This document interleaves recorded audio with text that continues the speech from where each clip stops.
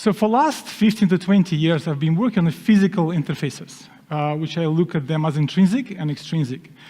Intrinsic interfaces are our feeling of physicality, which we can use for designing interfaces. And extrinsic is the physical properties, which can be used to design interactions. And I think right now it's a very good time to bring these interfaces and the work which has been done for many years into practice. This is my first computer, which I started my career with. This computer, had 8 megahertz Intel microprocessor. It didn't have USB. USB was not invented. And there was no network adapter because you don't have network. And why do you have network if you have 2 floppy drives? So this was computers which barely worked. So thinking about any advanced interfaces was just premature. Today, we're walking around with supercomputer in our pockets, which has always their own computing and limited memory by all the extent. It's in the cloud. And they're fast and reliable networks. And yet, with all this progress and all this development which happens over the last 2 decades, our interfaces hasn't changed. Fundamentally, we're still using mouses and keyboards and clicking on icons and doing all this Windows stuff. And mobile phones are the same. There's not really much difference. What we do conceptually the same thing. So I'm kind of disturbed by that. That all these years, the regular people who are using this stuff is still using something which was done like 20, 15 years ago. I'm not the only one, obviously. Within this community, we've been developing physical interfaces, trying to work on physical interfaces for a long time. Hiroshi Ishii, somebody who inspired me quite a lot in my work, got Lifetime Research Award. So if he's here, let's congratulate him again. And I like Hiroshi Ishii because he always frames things in very dramatic ways. It's a battle against Pixel Empire. Now, if it's a battle against Pixel Empire, it's a battle we are losing. Because most of the people have no idea we even doing this kind of work. An average person, I know as shocking it is, doesn't know anything about Chi papers or Chi interactions. And that's what they're using, because there's no really products which embody the work we've done. There's no really devices which people can buy. So we don't even know, do they like it? Is it going to work? And is this the future? And if anything, things are getting even worse. I just read the statistics that about 1 day out of 7 days a week we're spending online. Not only our interfaces stay the same as graphical user interfaces, but also our physical life moving away to the virtual world. So it's we're not going the right directions. We're going the directions toward the virtualization. And the window into this virtual world, which takes more and more of our life, becoming smaller, stays the same. It's a screen of a mobile phone. So what we can do about this? The question is, do we think we can come up with complementary alternatives to the current graphical user interfaces? I'm not saying we're going to remove graphical user interfaces, we're going to get rid of the screens, but what complementary things we can create? And this is a system problem. You cannot do it by creating one gadget here, one gadget there, interaction techniques here, interaction techniques there. You have to create an ecosystem that allows to create ecosystem of applications, use cases, which is parallel to graphical UI. And this is something happening with voice, for example. We see an ecosystem of voice interfaces and voice interactions being created, which is parallel graphical user interfaces. But it's still not interactive. It's still not physical, sorry. The voice interaction still relies just on the voice. There is no physical element there. So what we can do for physical world? So in thinking about creating user interfaces based on physical qualities, I was thinking about the world of everyday things. Can the world of everyday things become this platform upon which you can build physical interfaces? And the world of physical things is amazing. If you look at this, for example, at this picture, it's a picture for everything a person touched during the day, right? Every single thing. This picture tells a lot about who you are, tells a lot about what you do. This guy obviously likes motorcycle. You can see these pictures, it's part of these motorcycle things. What can I say about this girl? She's 5 years old. She lives by the beach, obviously. She spent all her time playing sea. Who is this guy? He's a chef. You can see all the ingredients he touched during the day. So computers and computing technology is a tiny part of his life. These two things in the corners. So if we are spending all our life and most of our time interacting with everyday things, can we use everyday things also to interact with our digital life. And if you take it in the bigger, dramatic terms, can the world be your interface? The entirety of things around you become your interface to digital life, so the computer can go in the background and be invisible. That was my vision, which I've been working on for the last decade, and I was thinking how to do this. And I formulated very simple principles. So the goal here is not to create more gadgets, not to create more things, but make your existing things better by giving them new usefulness and functionality through connection to your digital life, while at the same time remaining true to their original purpose. And remaining true to the original purpose is key, because we don't want to create more gadgets. In a simple way, we can tell it, making better things, not gadgets.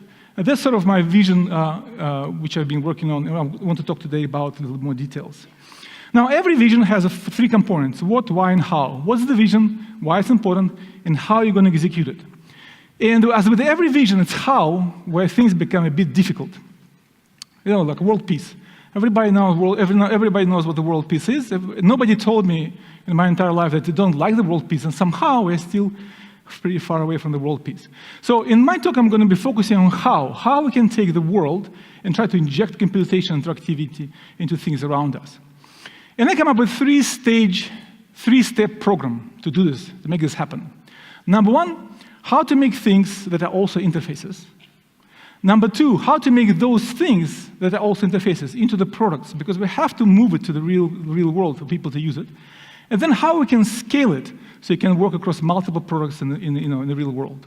So I would like to talk for the rest of my talk about these 3 points and see where we are and see how we're going. So the first step, how can we go from computer interfaces to things that are interfaces? And this is an area where this community creates a lot of contributions. I myself is part of this community. So I'm going to talk about 2 projects which can illustrate what kind of technology we can create in order to create, turn things and make them interfaces. So before I was working in Google, before I came to Google, I worked in Walt Disney Imagineering. And it's the happiest place on earth, obviously.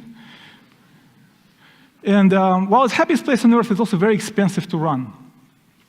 So the idea they can take existing things in the Disneyland or Disney World and turn them into the interface and make something different was very attractive. So this is a project to share, which I developed together with Sato Harris and the team, which takes a wire, connects to existing object, such as doorknob, and turns it and becomes interactive. It can recognize your gestures, how you're touching it. So the object does not have to be modified in order to become interactive. This is critical, because we cannot replace every single doorknob in a Disneyland to make it interactive. So the way how it works, let me show how it works.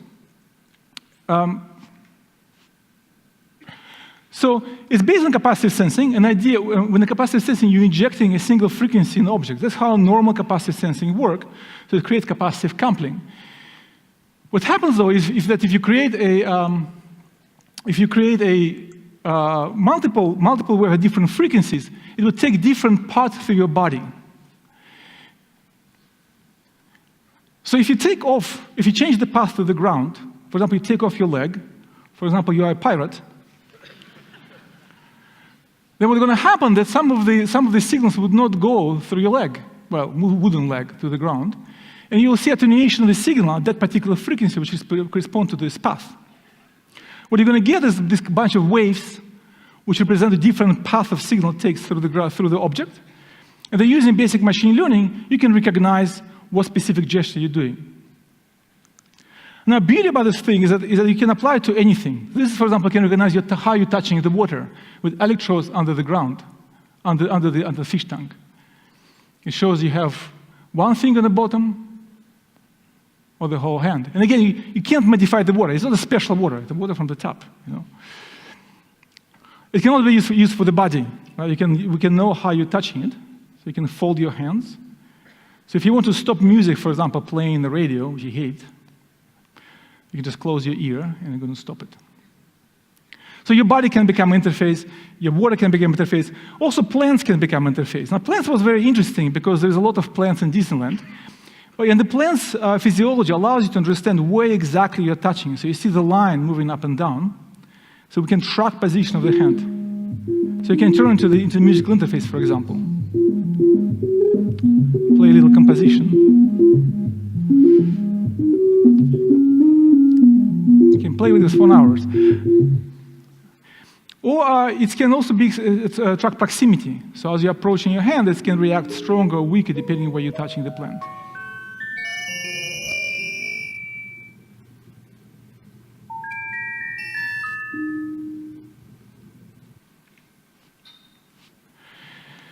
So the interesting thing is that sensor can recognize specific plants. Every object with this sensor has its own specific signature. So we can also recognize which object the sensor is connected to.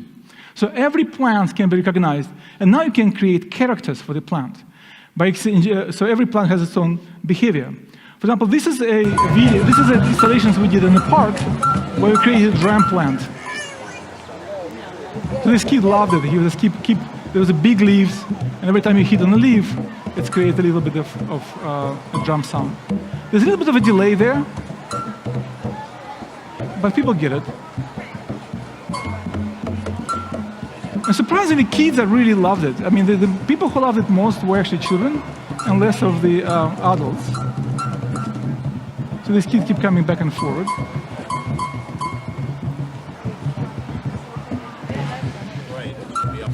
There's an adult coming in. And shut off the sensitivity.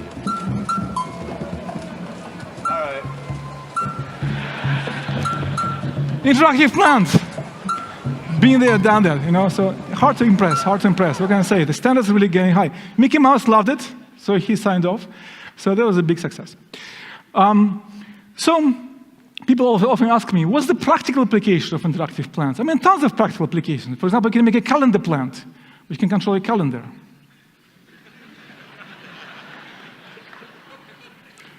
The Enterprise Edition. For the stressed out managers. Or we can replace the button in the elevator with a plant, with a cactus. Right? People talking about, you know, like people don't exercise enough. Well, let them walk up and down the stairs or short themselves if you want to call the elevator. So a lot of good ideas, a lot of good ideas. Anyway, so this is a project I've done when I was working at Disney.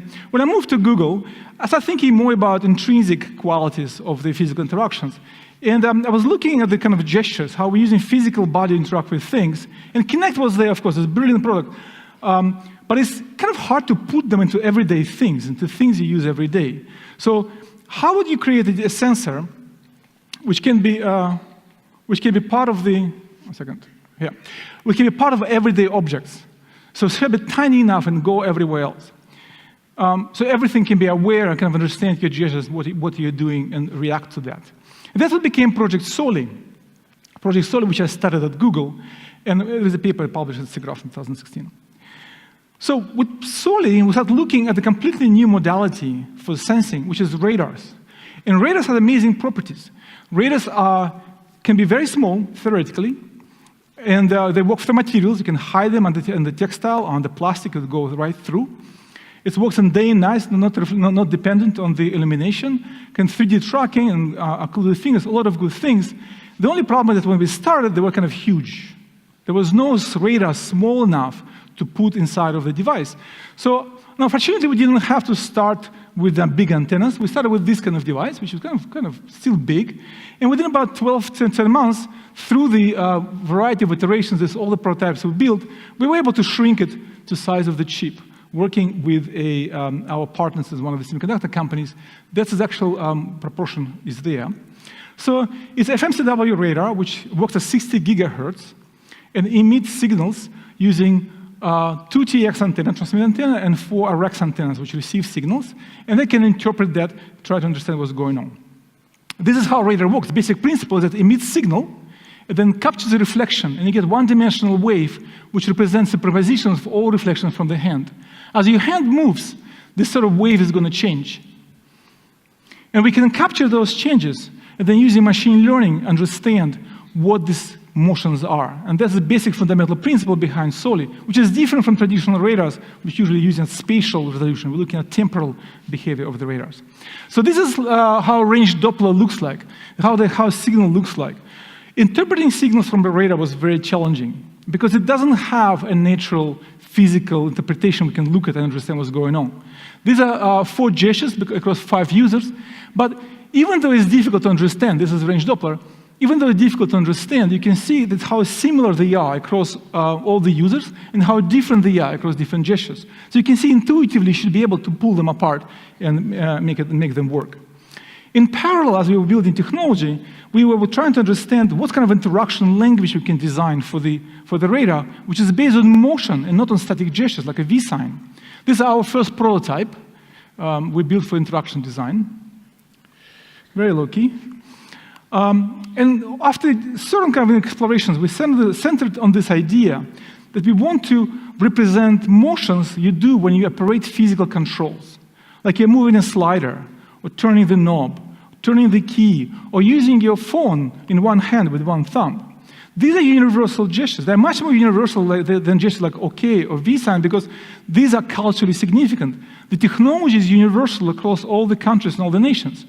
So how does it look like? Something like this. So you have a hand, and this motion will represent motions of the touch panel. So you can scroll like this way. Or that could be a dial. So this kind of gesture can represent a dial. So very easy to explain, very easy to visualize and understand. And this sort of gestures we're looking, the beauty about those gestures is that they're based on motion and not based on static postures.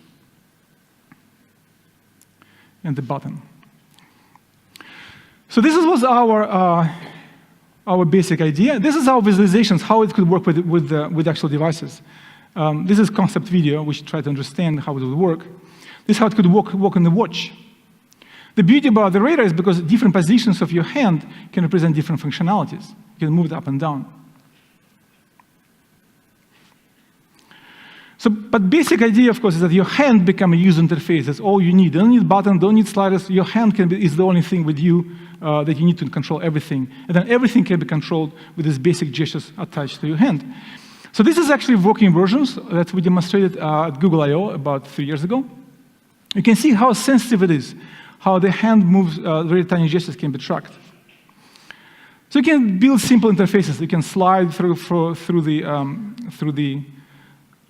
the menu, and it kind of accelerates and stops.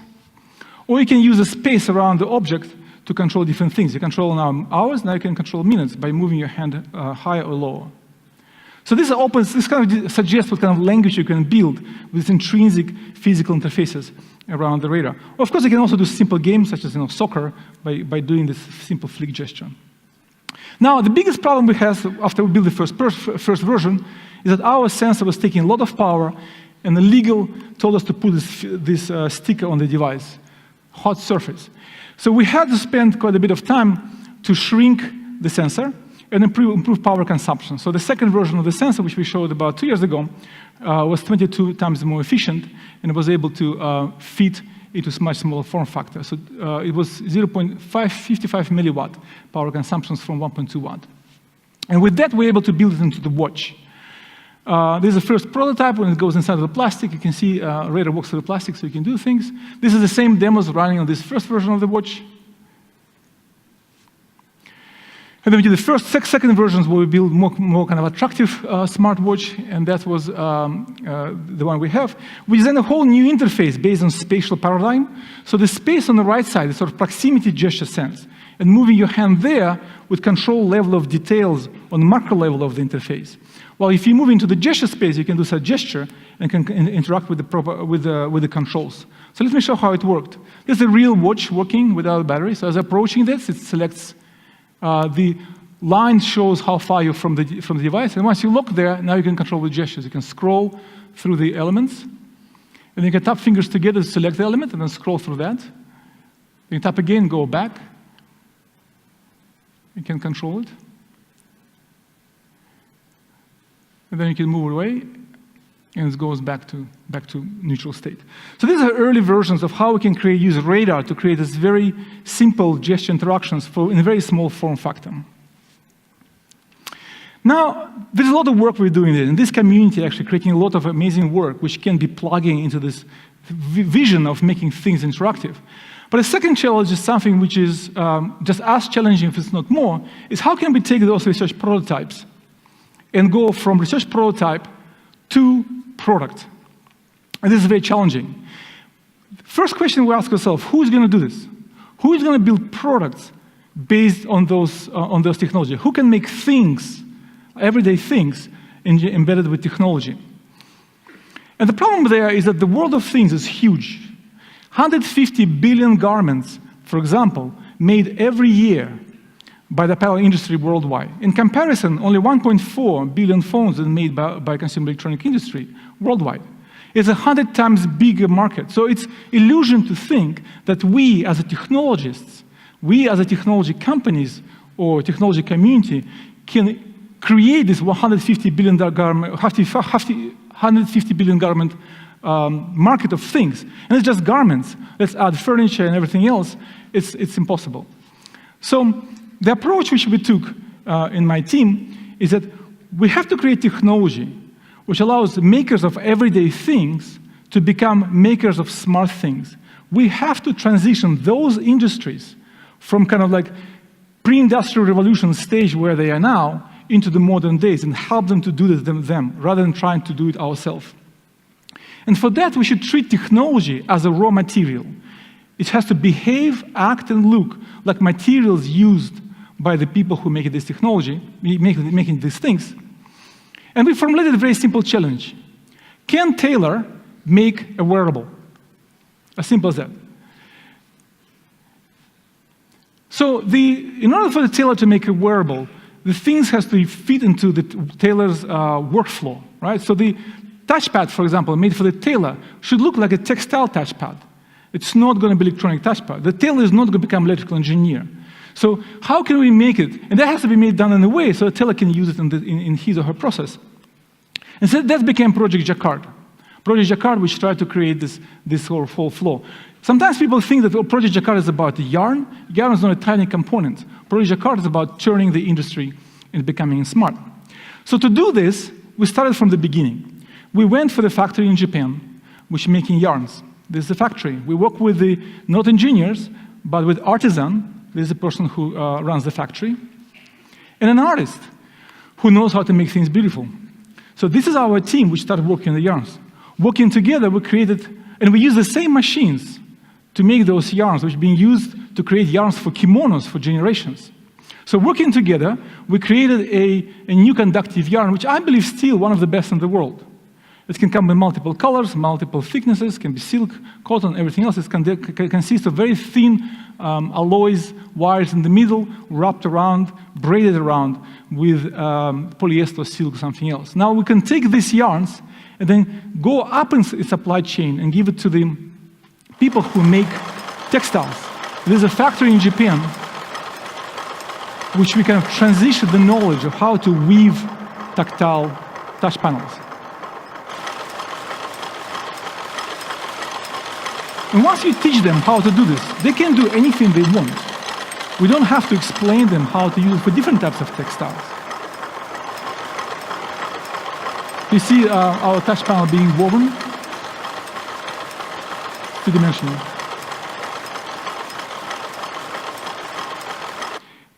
And then once you explain it, they can do anything they want. They create a variety of different textiles. This is a regular textile, different shape of touch panels can be done.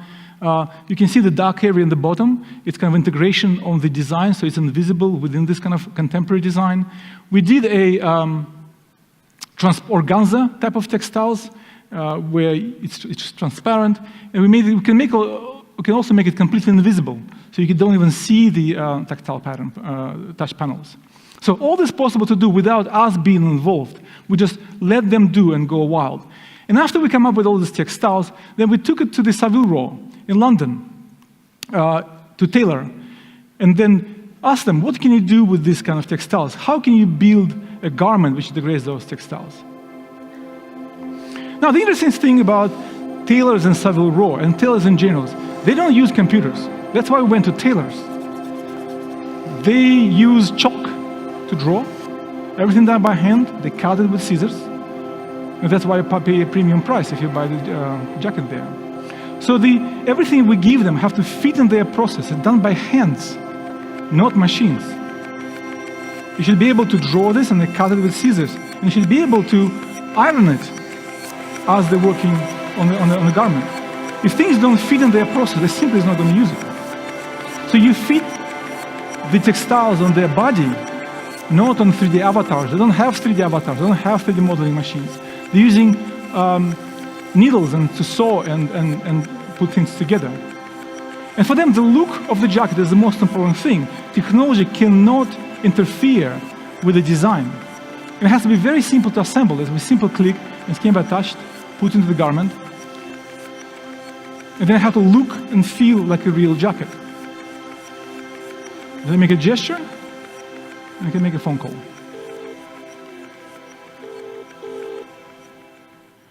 So we proved with this experiment that a tailor can make a wearable if the technology is treated as a raw material and act as a raw material in their work process.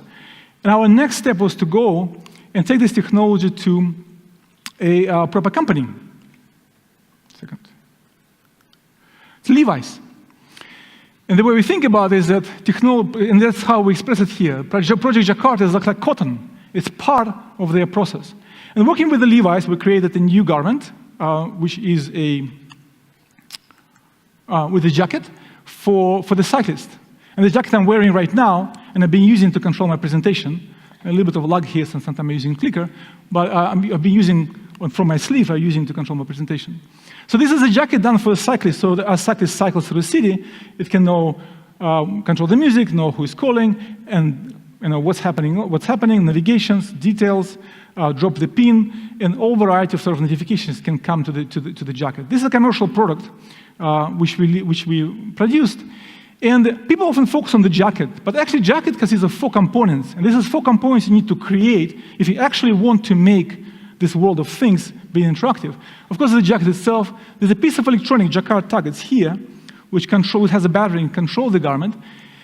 Jacquard app and Jacquard app services living in the cloud. Let me quickly go through them one by one to show what has to be done in order to do this.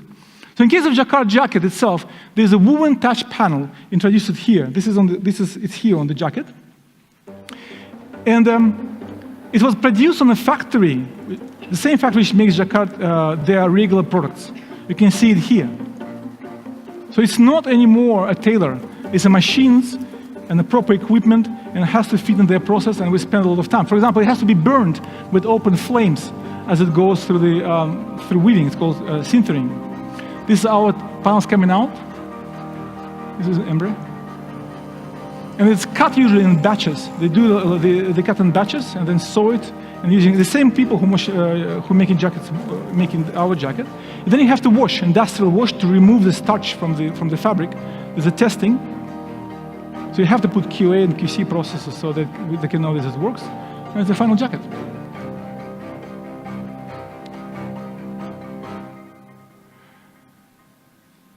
So the goal there was of Project Jacquard was always to create something which Levi's can do, not us. So we don't want to become makers of jackets. We are, Google is not that company. So the second part was Jacquard tag, a piece of electronic here. You have to have some electronics, and you have to probably separate it from the garment for a while. I'll explain you why. So the idea and the model of this tag was to represent a strap on a coat. It has to feel like it's a real part of the clothing rather than external elements. So the design language is very important for the Levi's. When you work with designers, they want to create a garment. So that's how it looks. Normally, there's a LED in the bottom. And when you open up, there's a haptic feedback and a battery, and there's a click, the button where you click it in. It's also for the Levi's, it's very important that it feels like a Levi's button, because button is one of their iconic things in their garments. So they really wanted to have a button. So that's how it looks like. The second thing was a Jacquard app. Jacquard app is used to configure your jacket to do things you want. Obviously, we don't want to create a jacket which just does one thing. It's not exciting, it's not interesting.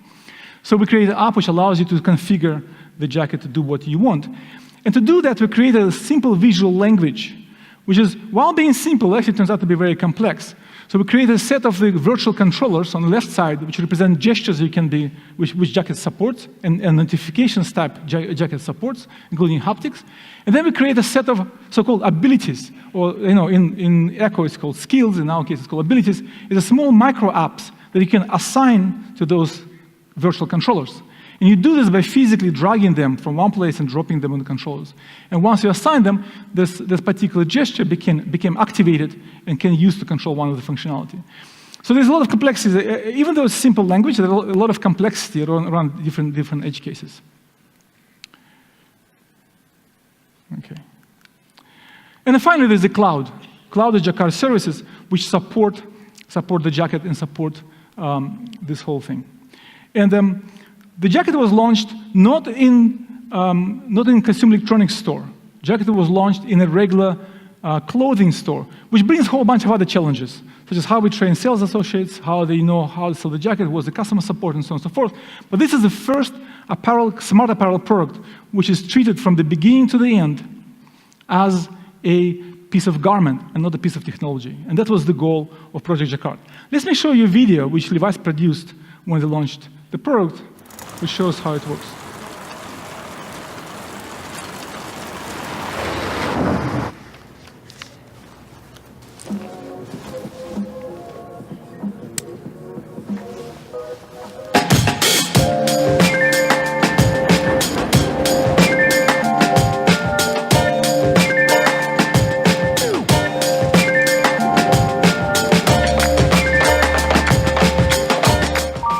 Call from unknown.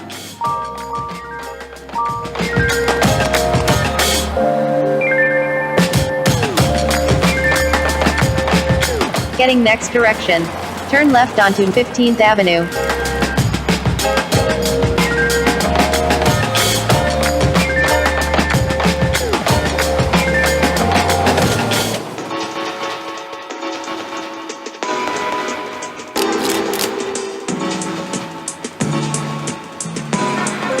Text from Emily. I'm running late, see you at the shop. You are 5 minutes away and will reach your destination by 7:05 a.m.